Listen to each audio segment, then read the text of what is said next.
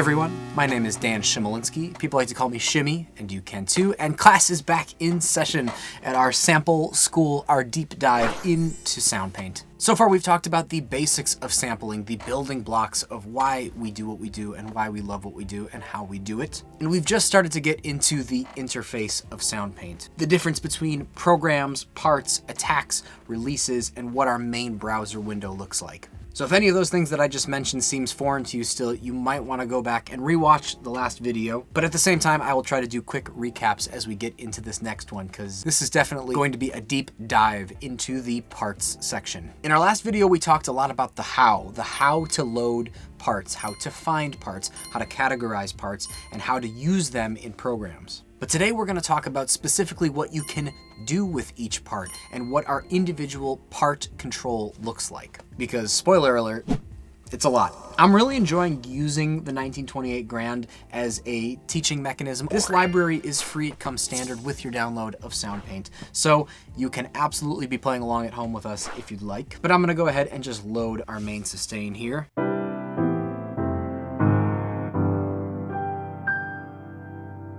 Today we're going to talk a little bit about the interface that we have here with our per part slots. So as I mentioned, you do get 8 of them. 1 through 4 are here, and you can toggle over to 5 through 8 using that switch right there. But let's talk a little bit about the controls that we get right here in this section, the part browser, because it is definitely more than meets the eye. Now you may have noticed that something I did in the last video but didn't really explain was use this little button right here. This is a toggle switch, and that allows you to quickly turn on or enable or disable parts as you wish. This is super helpful for comparisons, like if I wanna, compare between staccato and sustain.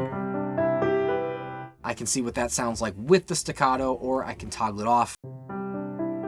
Just hear what the natural part sounds like. And 2 quick refreshers from the last video. The first being that this X in the upper right-hand corner will clear a part slot, just like that. And the X in the absolute upper right corner will clear the entire program. So those are 2 simple toggle switches right there. Then we move our way to the right and we have a master volume control. Nothing too crazy here, just how loud do you want each part to be. One kind of nice thing about this slider is it does snap, so it will snap back to 0. And holding Option will give you absolute fine control over this decibel thing here. So if I go ahead and grab that, you'll see, oh yeah, I can really fine tune with it here. So that's your volume control. I like to think of this as mixing. You can really mix your parts, but just the volume control alone can give you some super interesting results. I mean, if we do that same thing where we're loading the sustain and the staccato at the same time, I can really control how much of an accent I want by changing the volume of the staccato part. It's very subtle, or I can make it very extreme. So that's the volume slider. Let's move over to tone. Now, tone is the brightness or darkness of a sound, the harshness or dullness of a sound. And you get tone control over each individual part, which is super, super useful, especially when you're blending things where frequencies might clash. Tone slider, very simple way to deal with that. I'm gonna go ahead and play a couple different chords here and slide around the tone slider here. You can see that we go in percentages from high to low. If we're 10% low, 20% low, 100% low, what that means is it's only letting low frequency information pass through. It is cutting high frequency information. So if I have it closed down to 100% low, that's going to be a very dark, dull sound.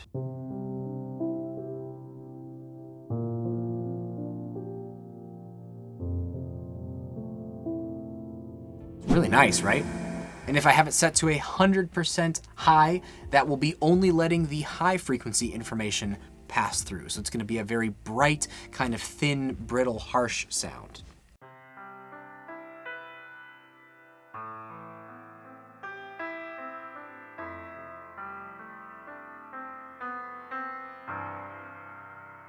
Obviously, those are the extremes of either end of the spectrum. You have quite a bit of control in between that. So sometimes just a subtle adjustment to the tone control can really make parts work well together and kind of fit in the gap so that there's not too much clashing happening. The next two controls have to do with pitch, or the tuning of the part. We have something called M pitch or micro pitch. This is fine control over the tuning of the part. So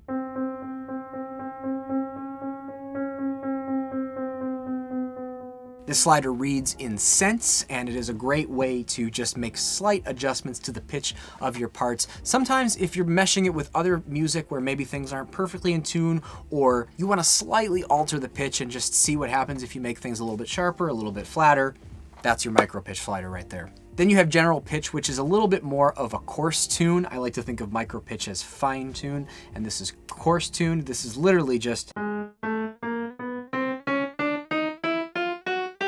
tuning up the scale. So if you want an octave higher or many, many octaves lower, you can really go super low, I think, with this. So that's kind of your coarse tune to each individual part. For these pitch controls, to change the pitch of a part, it uses time stretching, speeding up the sample or slowing down the sample to achieve the pitch change. So for example, if I'm playing this C here, C5, and I drop that pitch way, way, way low, you'll notice the attack is not as immediate because it's actually slowing down that recording of that note. So yes, volume, you're gonna wanna use that when you're mixing parts together. Tone is gonna really help you cut frequencies that might clash with other frequencies in other parts. And micro pitch and just pitch control the tuning and ultimately the speed of the sample. Now there's one thing we haven't talked about in the part interface, and that is this little icon right here. As we hover over it, you can see it says click to show sound mode menu, and we will do that right now. Check this out. Another level of control, another level of depth. At the very top of our menu is the actual sound mode. We have 4 of them, and the first is default, as the library is, the naturally sampled instrument straight out of the box, basically exactly what you would expect. I'm gonna pass these 2 for now and head down to reverse because these 2 will be better demonstrated by another library here in a second. But reverse is exactly just that. It plays the sample in reverse. So if I switch from default to reverse and push down a key,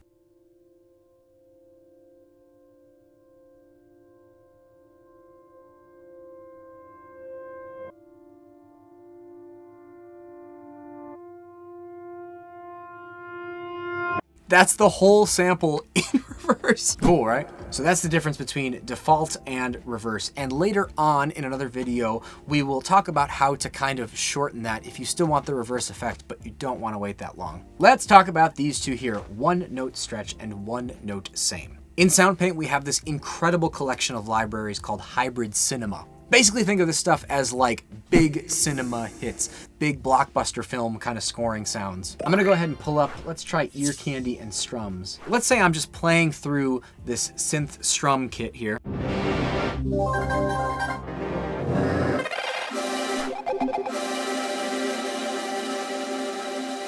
Really, really like that kind of washy, synthy, almost rain stick effect, right?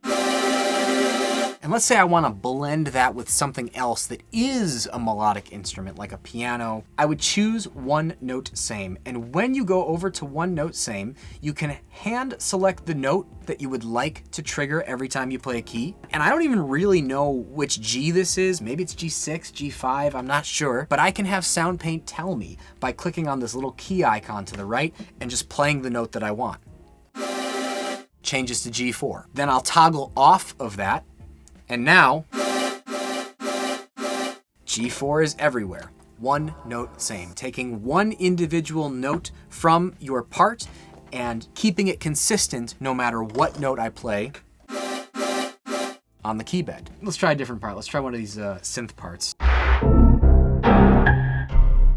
Different textures that are very useful in their own kind of situations.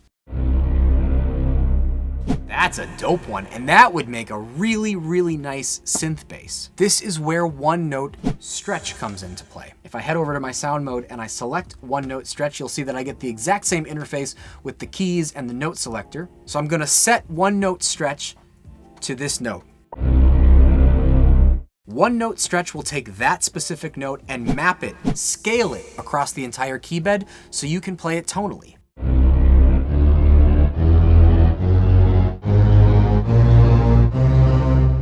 Now you may notice, of course, it's doing this through slowing down and speeding up the sample. So, taking that sample and playing it up here, it's going to be a little bit faster, right? If you're hanging in the low region, you're not gonna notice that as much, but certainly if you're up here, you're gonna notice it pretty drastically, right? One thing that's important to mention is though that note is living on a B flat, that note is not a B flat. So if we have a one note stretch set up,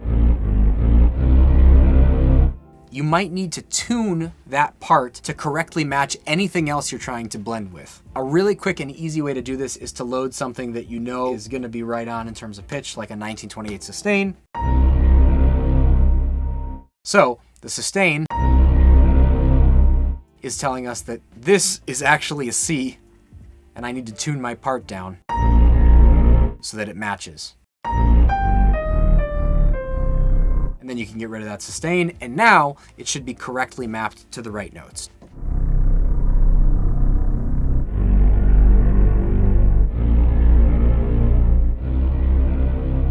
So one note same is if you want every key to play exactly the same note, and one note stretch is if you want to take a single note and map it to the entire key bed using time stretch to match the pitch that you need. You can use this from a practical perspective, but you can also explore these samples in depth and push them to regions that they don't even naturally exist in. And by the way, if you're new to Soundpaint, we do have walkthroughs of almost every single library we offer. So if you're curious what a hybrid cinema library sounds like, definitely go ahead and just search Hybrid Cinema Soundpaint and you'll see a walkthrough of one of these fantastic collections of sounds. Moving right along, we have key range. Key range basically says, where do I want this part to live on my key bed? Which notes do I want to be able to play this part in? Right now it's set to the default, which is C -1 to G9. That is the full range of your keyboard. But let's say I don't want that. Let's say I want the piano to only exist in this octave here. So I don't want the piano to live there. I don't want the piano to live there. We can easily do this by heading over to the low end of our key range, turning on our toggle there, and you can see that I just played C4. Now it's gonna ask for the high end of our range, C5, and we're locked in, baby. Now, the minute I go outside of that range, I get nothing. This is great if you want to kind of create a custom instrument where maybe you have a synth bass down low. I'm going to load my polywax here. So I've got a nice grizzly synth bass, and that synth bass right now is set to a key range that is the full length of the key bed. So if I were to play in that piano range where I have the piano set now, I would get both the piano and the synth. But let's say I want the synth bass part to stop just before we get to that piano range. I can set the highest note of my synth bass to that B. So basically, synth bass, piano. Now I can do this kind of synth bass and piano split.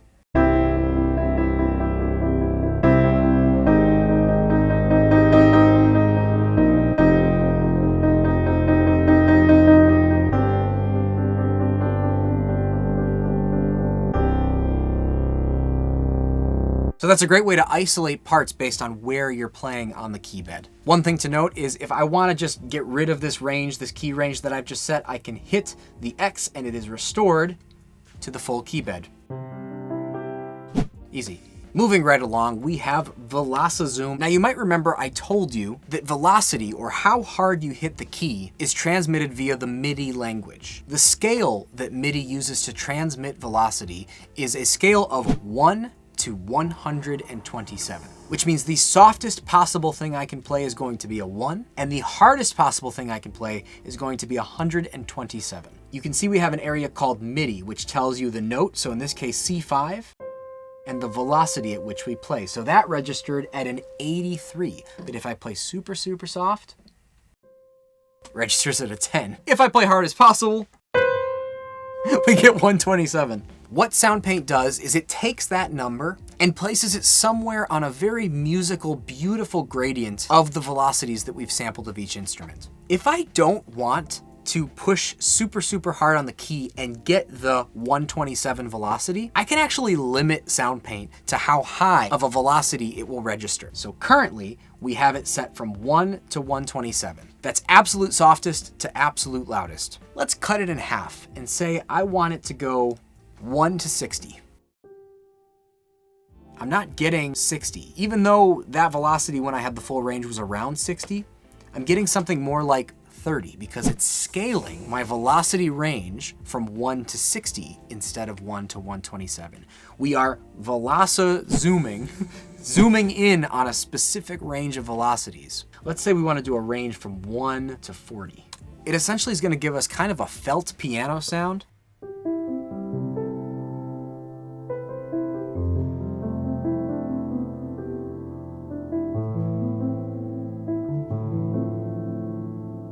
And again, it is scaling that 1 to 40 across. So if I play super soft, that's going to give me probably close to a 1. If I play medium, probably going to give me somewhere around a 20. If I play as hard as I can, it's going to yield a 40. Also, if you're going for an incredibly consistent sound, like a really consistent sound of a piano with no velocity, you can set the range, the low and the high, to the same number. Let's say we do 70 on both ends. Now, no matter how I play, it's going to yield the same force of attack.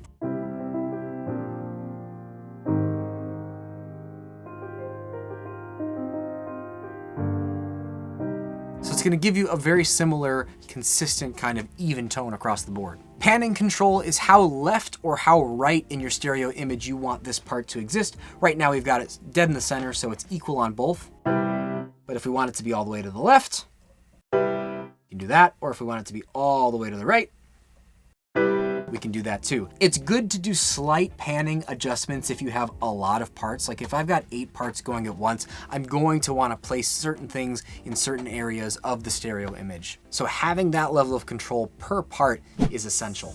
Next, we're going to come down to these kind of toggle boxes, as I like to call them. And as you may recall, when I talked about adding attacks and adding releases, I told you that it wasn't replacing the attack and release of a part. It was stacking another attack or release on top of that part. And I also said there is a way to replace it if you want to, and we're going to talk about that way right now. So everything that's available to you in each library will automatically be toggled on. So for example,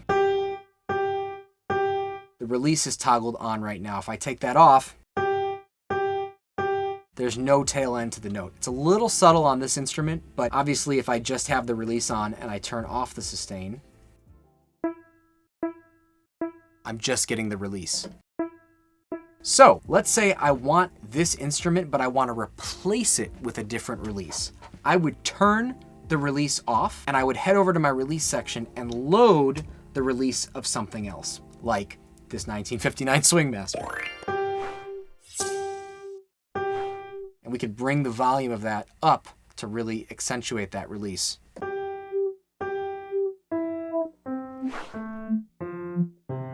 So the difference between what I'm doing now and what I did in the last video is I have turned off the release from my part and I have loaded a different release in the part 2 slot. So I am actually now replacing the release with a different one. If it's not available to you or it's not a part of this sample, it will be grayed out. Like there is no attack sampled of this 1928 sustain.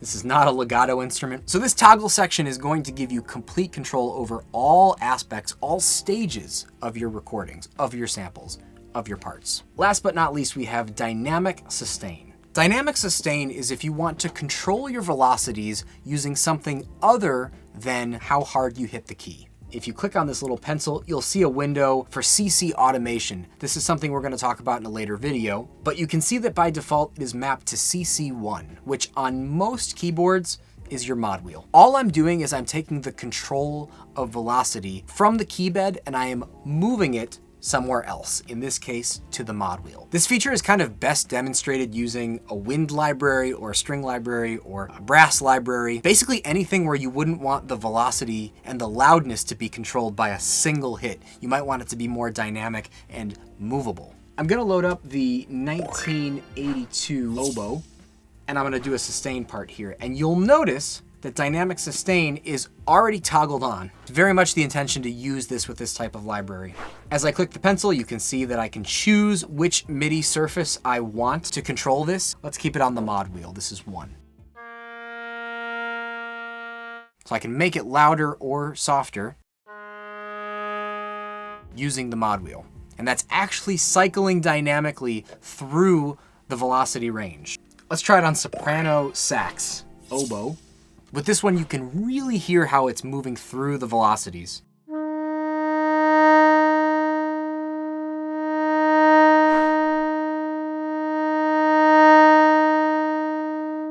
Actual characteristic of the note, how different it sounds when you blow harder into a horn.